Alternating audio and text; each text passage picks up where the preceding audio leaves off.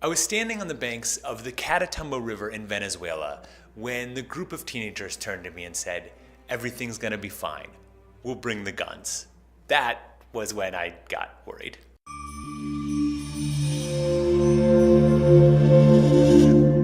Where the Catatumbo River flows into Lake Maracaibo, there is something in the air. It's what the naturalist Alexander von Humboldt described as electrical explosions that are like a phosphorescent gleam. It's what a meteorologist might call a MCS, or mesoscale convective system. Locals call it the Relámpago del Catatumbo, but you and I would probably just call it an everlasting lightning storm. Not only does this storm happen somewhere between 140 and 160 times on average every year, it's been happening for hundreds and hundreds of years. Each storm lasts for 10 hours and can have 200 lightning strikes per hour. On some occasions, it's been recorded as having a lightning strike every second. Given the right ingredients, given the right geography, you can make a storm machine. And that's what Lake Maracaibo is. So here's what it's got going on. The Catatumbo region is surrounded by this huge V-shaped set of mountains. And what happens is you've got cold air coming in off the Andes, meeting with warm Caribbean air, and both of them settling into the Catatumbo Basin. And that's the ingredients you need for a storm. The locals are incredibly proud of the Relámpago del Catatumbo, and they're right to be proud of it.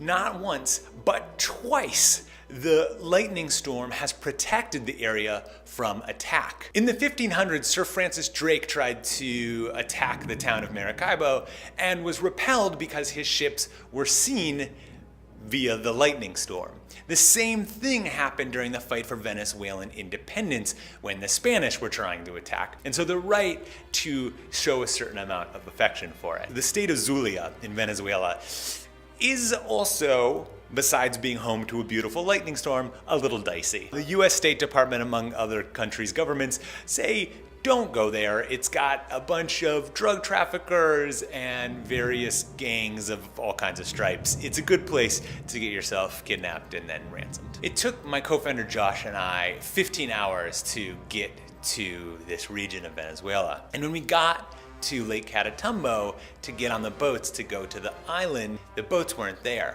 And by the time the boats were there, it was night. This meant that we would need lights to navigate the river, which the fishermen who were gonna take us were like, "We're not doing that." They were afraid that the lights would attract bandits. What they did suggest is that there was a group of teenagers who would take us with the lights, and that they would sleep on the island with us, and that it was all good because everyone was bringing guns. At that point, we felt like this doesn't feel like the best plan. We decided to ask a local, a fisherman there who seemed like he'd been around the block, "Do you think we should do this?"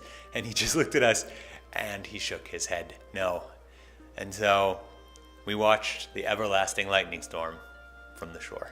Subscribe here and watch more videos here. We should have gone. We should have gone. Whatever. We had guns. We could have fought the bandits. It would have been fine.